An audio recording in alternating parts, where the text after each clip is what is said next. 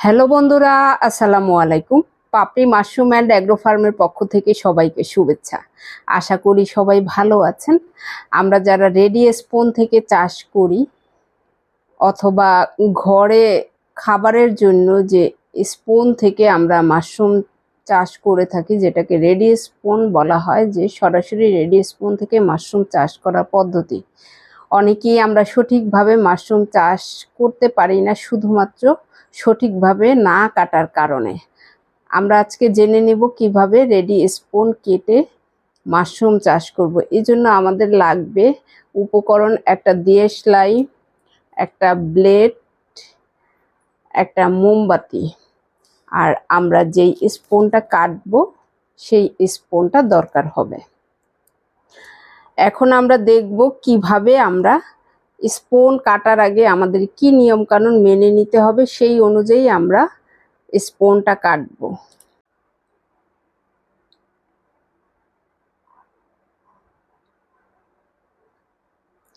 প্রথমে আমরা মোমবাতিটা ধরিয়ে নিব, তারপরে আমরা যে ব্লেড দিয়ে কাটবো সেই ব্লেডটাকে জীবাণুমুক্ত করে নেব।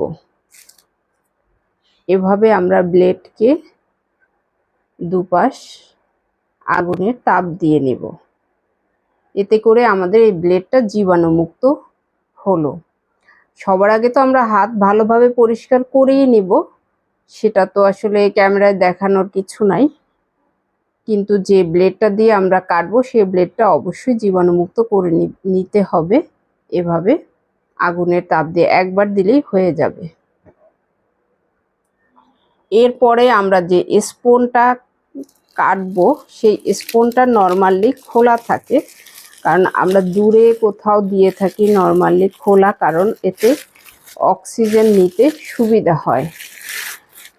স্পুন প্যাকেট কিভাবে আমরা বাঁধবো সেই বাঁধাটারও একটা নিয়ম আছে। আমরা এভাবে ধরে ফোল্ড করে দেন এভাবে মুড়িয়ে এভাবে রাবার ব্যান্ড দিয়ে বেঁধে নিব। এরপরে আমরা যে স্পুনটা কাটবো সেই স্পুনটা কাটার নির্দিষ্ট একটা জায়গা আছে। আমরা কাঁধ বরাবর কেন কাটবো, যদি আমরা অনেকে আছেন এই মাঝ বরাবর কাটেন, সেক্ষেত্রে কি কি অসুবিধা হয়।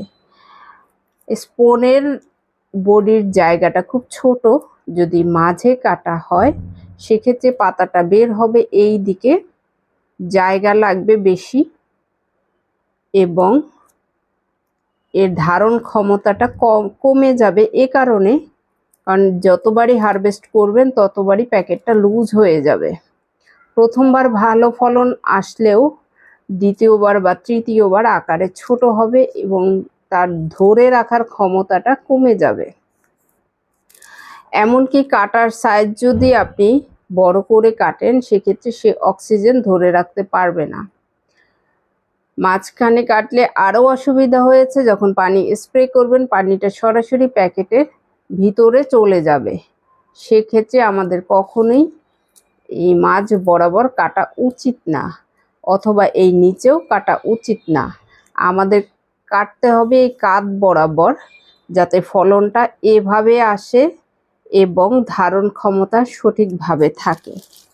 এখন আমরা স্পুনটা সঠিকভাবে কাটবো। ডিটা যাতে নিচের দিকে হয়, ক্যাপিটাল ডি এর মাপ বরাবর হবে। অনেকেই আছেন যে ডিটা কোন দিকে হবে সেটা বুঝতে পারেন না। এই ভিডিওটি দেখে সঠিকভাবে জেনে নেবেন যে ডিটা কোন দিকে হবে, এবং কাটার পরে উপরের যে সাদা আবরণ মাইসেলিয়াম থাকে সেই আবরণটা ঘষে দিতে হবে। যদি আপনি না ঘষে দেন সেক্ষেত্রে কিন্তু ফলন নাও আসতে পারে, কারণ আবরণটা শক্ত থাকে। সেম আমরা এ পাশেও ক্যাপিটাল ডি আকৃতি করে কেটে নিব। কেটে জাস্ট ঘষে দিব দুপাশে। দুপাশের বাহিরে কোনো পাশেই কাটা যাবে না।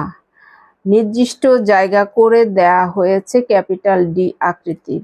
এই কাঁধ বরাবর যদি আপনি না কাটেন, আপনি সঠিকভাবে ফলন পাবেন না, এবং এই দিকে ডি অনেকেই ভুল করে এই দিকে ডি কাটেন, অথবা ভুল করে এই ডি এর নিচের অংশটা উপরের দিকে রাখেন। এভাবে করা যাবে না। নির্দিষ্ট জায়গায় নির্দিষ্ট মাপে যদি আপনি না কেটে বসান, সেক্ষেত্রে ফলন পাবেন, কিন্তু পর্যাপ্ত পরিমাণে পাবেন না। এরপরে আমরা চাষ ঘরে বসিয়ে দিব। আশা করি এই ভিডিওটি দেখে আপনাদের যাদের সংশয় থাকে যে রেডিয়াস কোণ থেকে আপনি কিভাবে চাষ করবেন এবং কিভাবে কাটবেন, কতটুকু কাটবেন এবং কোথায় কাটলে কি সুবিধা, কোথায় কাটলে কি অসুবিধা, পুরোপুরি জানিয়ে দিলাম। জিনিসটা একেবারেই সহজ, কিন্তু না জানলে একেবারেই কঠিন এবং আপনি নিজেও বুঝতে পারবেন না কি কারণে এই সমস্যাগুলো হচ্ছে। জাস্ট এই পর্বে রেডিয়াস কোণ আপনি কিভাবে কেটে চাষ ঘরে বসাবেন সেটাই দেখানো হলো। আশা করি ভিডিওটি দেখে উপকৃত হবেন। ভালো থাকুন, সুস্থ থাকুন এবং নিজ ঘরে ঘরে মাশরুম চাষ করে নিজের পুষ্টির চাহিদা মিটিয়ে তুলুন। ভালো থাকুন এবং অর্থনৈতিকভাবে নিজেকে স্বাবলম্বী করুন। ভালো থাকুন। আল্লাহ হাফেজ।